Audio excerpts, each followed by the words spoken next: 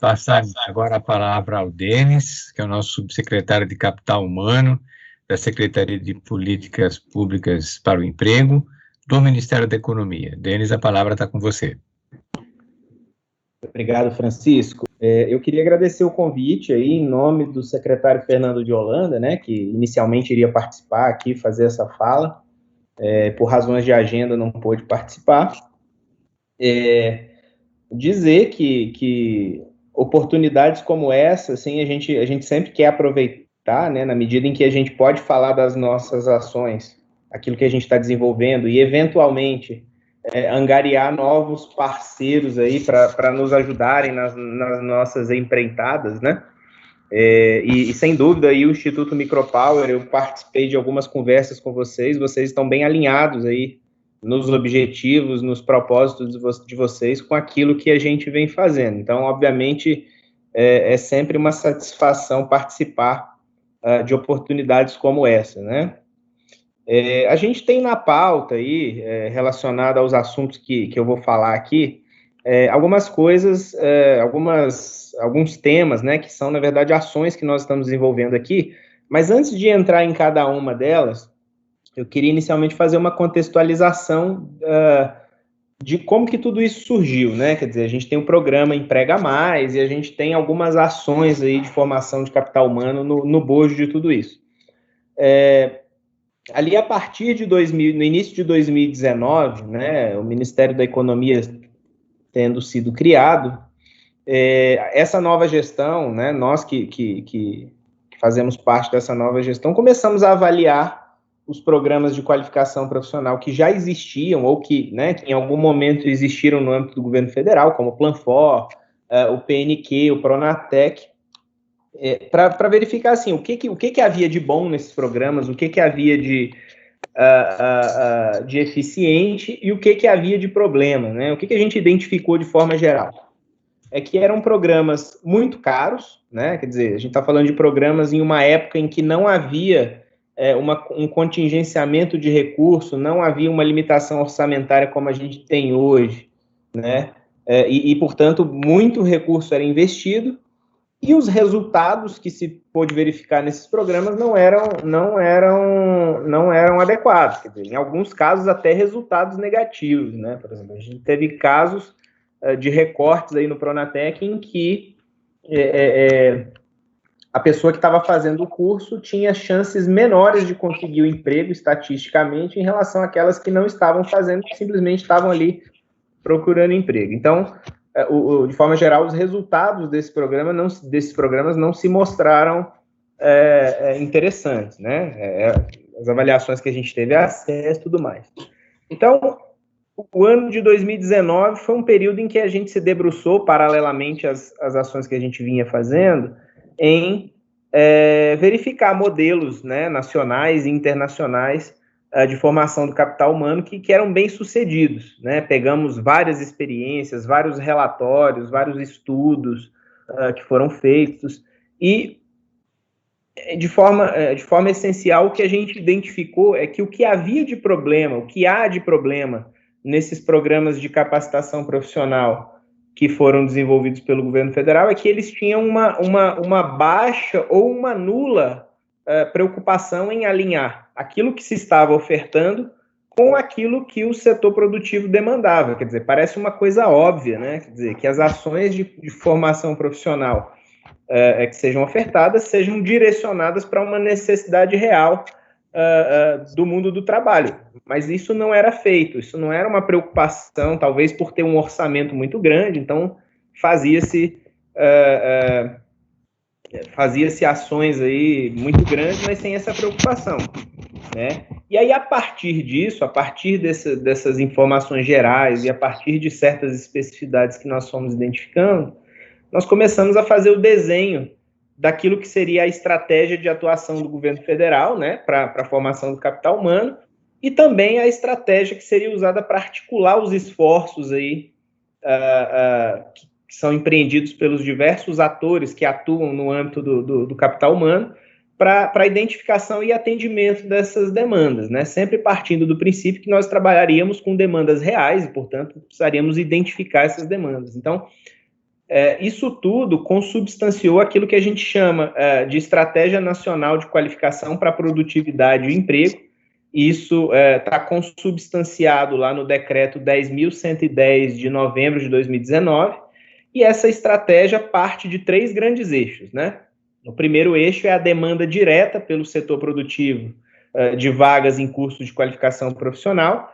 Esse eixo diz respeito exatamente àquilo que se faz no voucher da qualificação, né? Quer dizer, a gente tem parceria. A ideia é que o governo federal, por meio dos acordos de gratuidade com o Sistema S, possa direcionar ou induzir a oferta, né, dessas, ou parte da oferta dessas instituições. A gente tem um segundo eixo, que é a possibilidade de criar incentivos de desempenho em contratos e parcerias voltados à qualificação profissional. Isso é um modelo que a gente partiu para o desenvolvimento dele do contrato de impacto social, que no Brasil a gente não tem, né, esse mecanismo, esse instrumento aí, juridicamente estabelecido, mas a gente conseguiu desenhar um modelo aí partindo do arcabouço normativo de licitação, de pregão e tudo mais, para que a gente possa contratar, no nosso caso aqui, ações de qualificação que se voltem não somente para a prestação do serviço efetivamente de qualificação, mas que esse serviço, mas que a remuneração do provedor esteja condicionada ao atingimento de um impacto social, por exemplo, a empregabilidade de um percentual aí dos capacitados, né? Então, eu contrato a instituição formadora, mas não basta ela formar. Para que eu pague ela precisa, além de formar, garantir que essa formação gere uma inclusão produtiva, né? Então, basicamente, esse é um modelo que a gente desenhou. A gente chegou a celebrar um contrato piloto aí, pequeno, com uma meta de 800 jovens, mas que foi suspenso em razão da pandemia e tal, está vigente, mas a gente ainda não teve resultado. E o terceiro grande eixo é o mapeamento da demanda do setor produtivo por qualificação profissional. Então, a gente tem, quando a gente fez essa avaliação dos programas que foram desenvolvidos, no âmbito do Pronatec havia, né, como um dos grandes demandantes do programa, o Ministério do Desenvolvimento, Indústria e Comércio Exterior, o MDIC, e eles desenvolveram a ferramenta chamada Supertec, que é uma plataforma de captação de demandas, muito simples. As empresas entram lá, fazem um perfil e registram suas demandas. A partir dessas demandas, o MDIC, então, provocava o Ministério da Educação para que eles pudessem disponibilizar vagas no âmbito do Pronatec a partir dessas demandas. Esse foi o único recorte do Pronatec que mostrou um resultado positivo. Então, com a criação do Ministério da Economia, essa plataforma veio para a nossa área aqui, para a Secretaria de Políticas Públicas de Emprego e especificamente aqui na Subsecretaria de Capital Humano. Então, a gestão do Supertec hoje está sob a nossa responsabilidade. Pode ir para o próximo.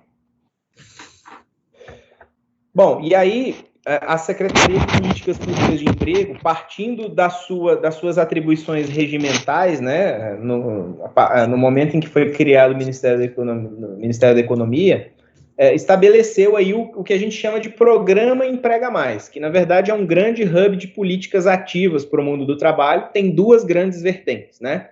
A primeira delas, que é aquela que é tocada aqui pela nossa área, que é o desenvolvimento do capital humano, e aí a gente foca basicamente nesses elementos: a qualificação técnica, né? Qualificação específica para o exercício das ocupações, a qualificação em habilidades socioemocionais, soft skills. Isso é uma coisa que a gente também identificou como sendo uma grande deficiência, né? No próprio benchmarking aí, que foi feito, observando-se modelos internacionais, etc., a predominância de sucesso em atividades, em ações de qualificação profissional que focam em desenvolvimento de habilidades socioemocionais é muito grande. Então, a gente entendeu que seria muito interessante a gente investir nisso, né? E também a aprendizagem profissional. A gente sabe que a aprendizagem profissional é um mecanismo que está previsto lá na CLT, as empresas, de acordo com o seu porte, são obrigadas a cumprir cotas de aprendizes, mas o que a gente percebe é que hoje a gente tem menos da metade do potencial de cota preenchido por aprendiz, o que indica que há um problema, né? Quer dizer, os incentivos aí não estão bem alinhados, quer dizer, as empresas enxergam na aprendizagem um custo e não um investimento, quando na verdade deveria ser o contrário, se os incentivos estivessem bem alinhados, né? Então, o que nós passamos a fazer aí, a partir do advento do programa Emprega Mais, foi justamente, no âmbito da aprendizagem, tentar fazer essa verificação de como alinhar melhor os incentivos, né? Então, nessa primeira vertente de desenvolvimento do capital humano, a gente dá muita ênfase no alinhamento entre oferta e demanda. Isso é um eixo central aí de tudo que a gente pensa e que a gente se propõe a fazer. A articulação com o setor produtivo, isso é essencial também, tendo em vista que nós não vamos iniciar nenhuma ação que não seja voltada para uma necessidade real do setor produtivo, e a gente precisa ouvir o setor produtivo, né? O ano de 2019, praticamente todo, a gente conversou virtualmente com todos os grandes setores aí, econômicos que a gente pôde, né? E, no caso da aprendizagem, como eu falei, o alinhamento de incentivos, né? A segunda grande perna aí do programa Emprega Mais é o encaminhamento para o mercado de trabalho, intermediação de mão de obra, né? Então, a gente tem aí o Sistema Nacional de Emprego, que se traduz aí na rede de atendimento do Cine, o aplicativo de intermediação online, né?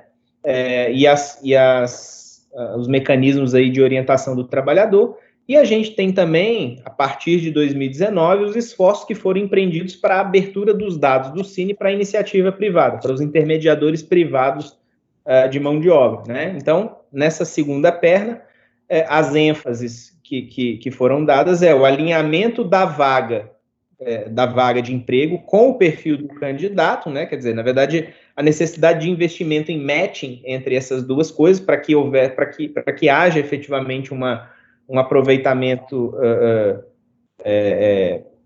dessa vaga, né? Redução da rotatividade, etc. A parceria com a iniciativa privada por meio da abertura dos dados e, assim, o ganho de efetividade nos serviços.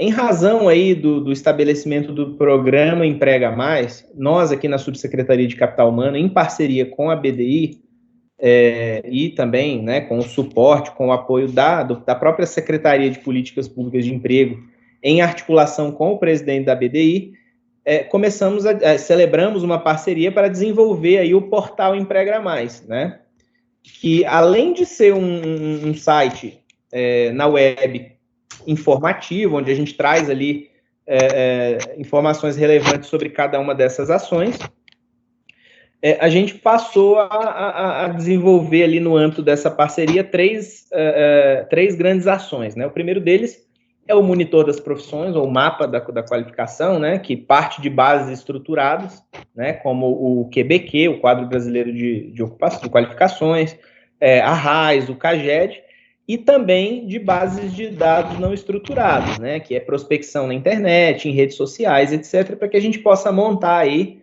esse painel, esse monitor das profissões, né, que possa direcionar essa oferta, né, para que a gente possa reduzir aí a assimetria de informação. Então, a previsão de entrega, né, de disponibilização do monitor das profissões é março de 2021, a gente espera que esse prazo seja cumprido, né. O segundo produto aí da nossa parceria com a BDI para o portal Emprega Mais são as jornadas de capacitação, que são trilhas ali que as pessoas podem fazer para que tenham um direcionamento, principalmente voltada para jovens, né? Para que tenham um direcionamento aí, noções, perspectivas sobre o mercado de trabalho e que possam possibilitá-los aí a tomar decisões mais acertadas aí no ingresso no mundo do trabalho, né? E a previsão para esse é junho de 2021. E o último produto que nós temos é a Escola do Trabalhador 4.0, que é um grande marketplace aí de cursos online gratuitos, né? Então, A gente tem aí a perspectiva de lançar em setembro a Escola do Trabalhador 4.0, que deve congregar a oferta de tudo aquilo que a gente conseguir angariar de parcerias para ações à distância, né, colocar lá, sempre com essa pegada de inovação, né, porque esse também é o objetivo da BDI. A BDI tem um foco muito grande em inovação, especialmente na indústria, né, então a gestão da BDI atual está muito voltada aí para a inovação na indústria e tal, então a gente está bem alinhado nesse sentido. Eu comentei inicialmente aí sobre o voucher empresarial, que é um mecanismo, né, que a gente vem estabelecendo em parceria. A ideia é que a gente possa fazer com as instituições do Sistema S, né, mas até o momento a gente só tem um acordo firmado com o Senai, e o objetivo dessa ação é direcionar e induzir parte da oferta dos cursos de acordo com a demanda real do setor produtivo, né? Então, essas ações são financiadas lá no âmbito da arrecadação compulsória, ali né, a parte da gratuidade, que no caso do Senai, se não me engano, é 2/3 do orçamento do Senai vai para a gratuidade, parte disso financia ações de aprendizagem, e outra parte entram aí para a oferta de vouchers, né? Esses vouchers são direcionados para as empresas que fazem parte, que contribuem, né, e que, de acordo com o seu porte, têm direito, né? Então, essas empresas é que vão direcionar a oferta, vão dizer que cursos vão ser oferecidos, elas vão escolher ali, e, eventualmente, vão indicar os trabalhadores ou o perfil de trabalhadores que essas empresas querem qualificar, né? No caso do voucher Novo Emprego, é voltado para a qualificação de profissionais que estejam desempregados, que estejam querendo se colocar ou se recolocar no mercado de trabalho, e tem também o voucher Requalifica, que é destinado ao aperfeiçoamento, à requalificação de trabalhadores já empregados nessas empresas, né? Então tem essas duas modalidades de voucher aí no âmbito da nossa parceria com o Senai. Essa modelagem, né, os tipos de vouchers, pode variar conforme a estratégia do momento e também conforme a parceria. Hoje, como a gente só tem essa parceria com o Senai, a gente está atuando nessas duas vertentes, né? Bom, a plataforma Supertec, aquilo que eu já falei, né, aquela ferramenta que nós herdamos do antigo IMIDIC, que nada mais é do que uma ferramenta onde as empresas fazem um perfil, é um processo muito simples, e aí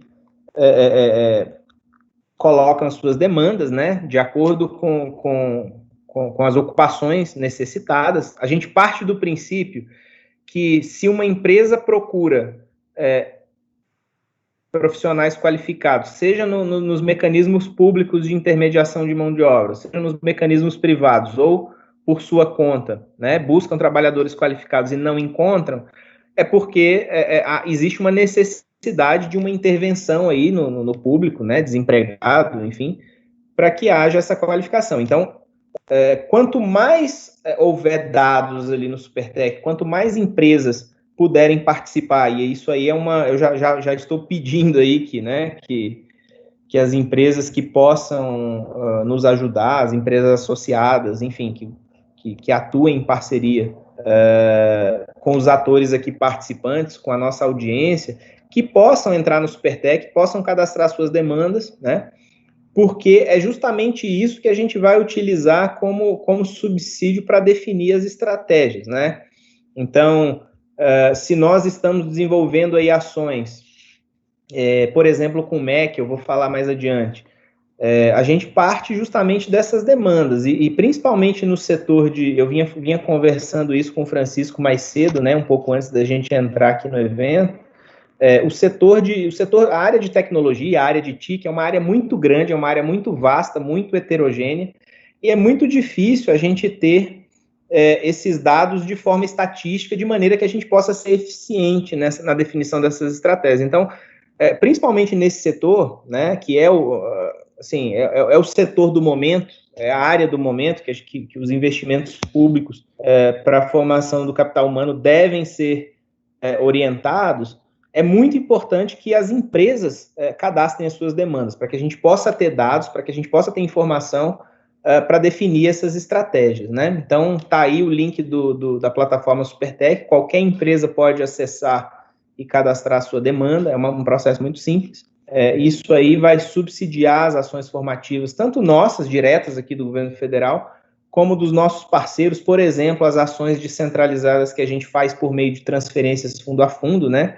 Processo que começou ano passado. A gente está incentivando que os estados e municípios participantes, que por enquanto são poucos ainda, mas a tendência é que isso ganhe escala, utilizem o Supertec para a definição dessas demandas. Então, a gente vai, inclusive, dar perfil na plataforma para que os gestores locais possam fazer as suas próprias articulações lá com o setor produtivo, com as associações que forem relevantes ali naquela região, para que elas cadastrem no Supertec, né, e façam, assim, essa alimentação de dados, de modo que eles tenham condições também de direcionar suas ofertas para essa demanda real.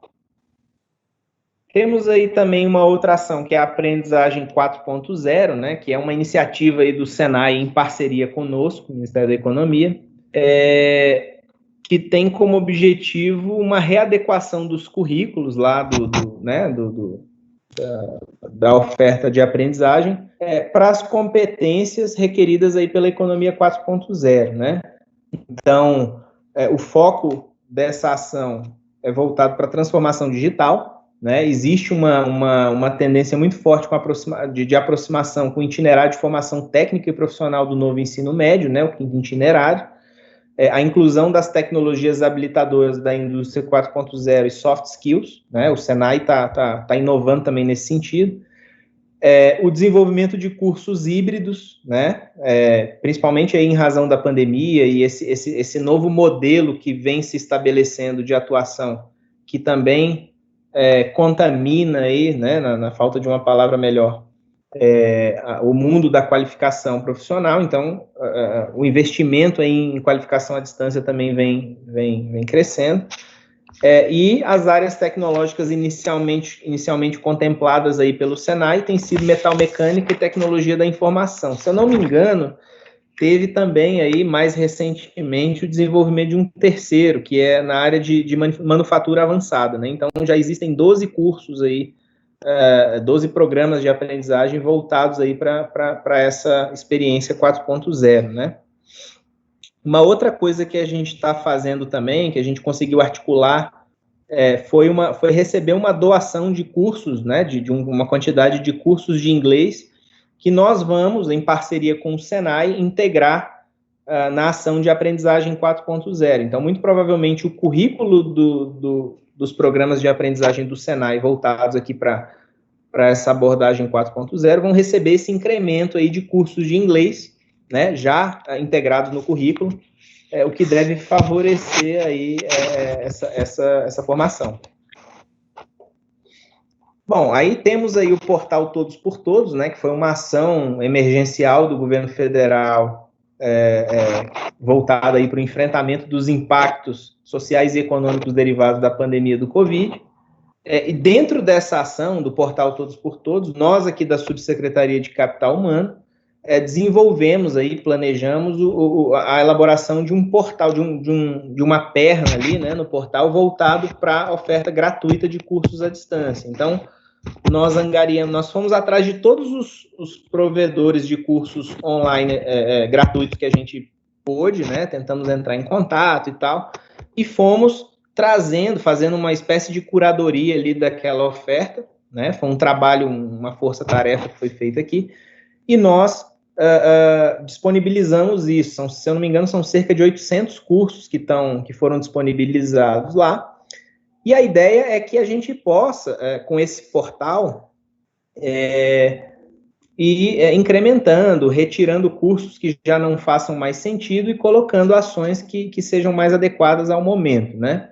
E que possamos manter aí uma oferta gratuita, né? Então, tá aí o link do portal também. A gestão desse portal é feita por nós aqui, ele foi desenvolvido pela Secretaria de Governo Digital do Ministério da Economia, mas, no momento, a gestão das ações de qualificação à distância está sob nosso controle aqui, né? E, por fim, a gente tem aí um projeto que a gente está chamando de Projeto de Integração de Políticas de Trabalho e Educação, que, na prática, é uma parceria que nós fizemos com o Ministério da Educação para que a gente possa disponibilizar cursos de qualificação utilizando o mecanismo da Bolsa Formação do Pronatec, né?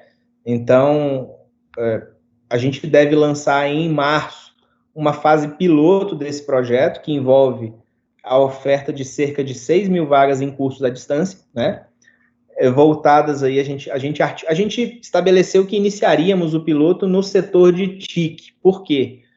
Porque, em razão da pandemia, né, o que a gente observou é que é um setor que tem uma tendência, uma possibilidade de retomada econômica maior do que os outros setores, e também é um setor que possibilita a oferta de ações formativas à distância com muito mais facilidade, né? Então, estabelecemos aí os